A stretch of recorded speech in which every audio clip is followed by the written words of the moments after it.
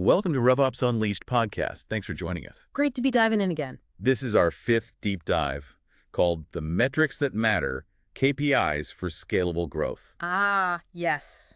Super important topic. We're going to unpack why getting the right key performance indicators, or KPIs, is just so critical for RevOps and, well, for scalable growth. And we'll be drawing on some really solid insights here, specifically from Algov's work in this area. Exactly.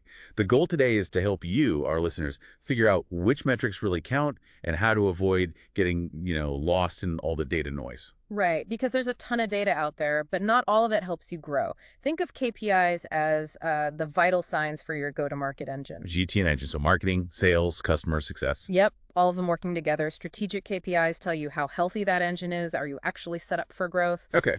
Rand really emphasizes that these metrics become a kind of shared language. They get all those teams aligned on the same objectives. Moving away from guesswork, basically. Precisely, towards actual data-backed understanding. So you mentioned strategic KPIs. That implies there are, well, other kinds. Metrics that maybe look good, but don't actually do much. That's exactly it. We often talk about vanity metrics. Vanity metrics? Okay, like what? Well, think about things like a huge number of social media followers, maybe, or tons of website visits. Right, those can feel good. Big numbers. They can feel impressive, yeah.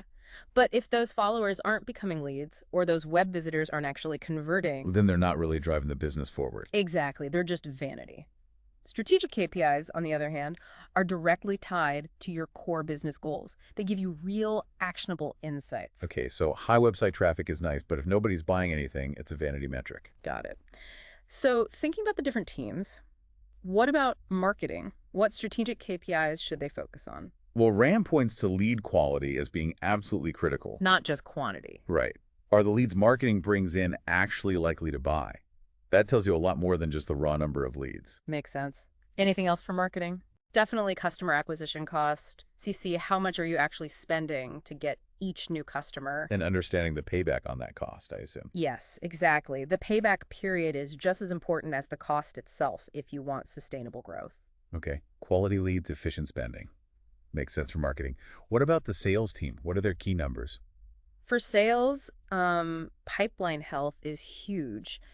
Do you actually have enough qualified opportunities coming through to hit your targets? Kind of a forward-looking view. It is. And then, of course, you have win rates. What percentage of deals are you actually closing? But isn't there a risk there? Like only going after the easy wins just to boost the win rate? That's a really good point. Some would argue focusing only on win rate can incentivize the wrong behavior. You need to balance it. Right. Balance it with other metrics maybe that look at overall sales effectiveness. Exactly. It's not just closing, it's closing the right deals for long-term growth. Okay. So we've got the customer. Now we need to keep them happy and ideally get them to spend more.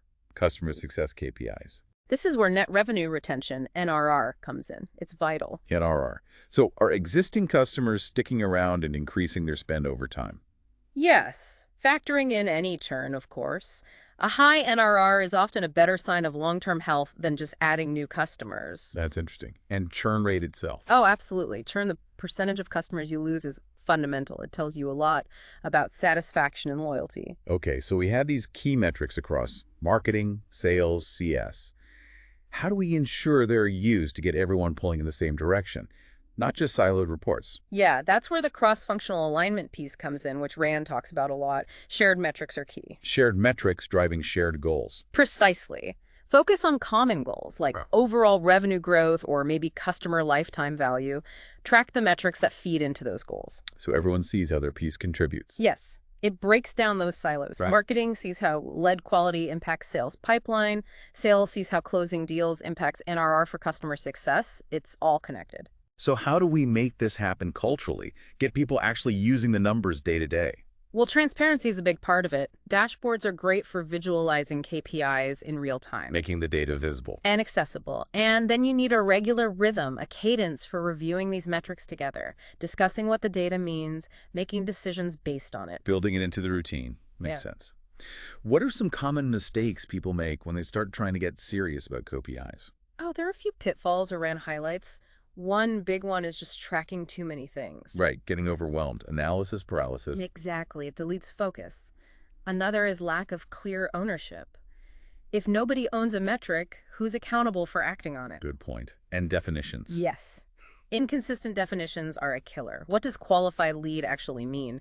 If marketing and sales define it differently, your data is unreliable. So, keep it focused, assign ownership, and agree on definitions.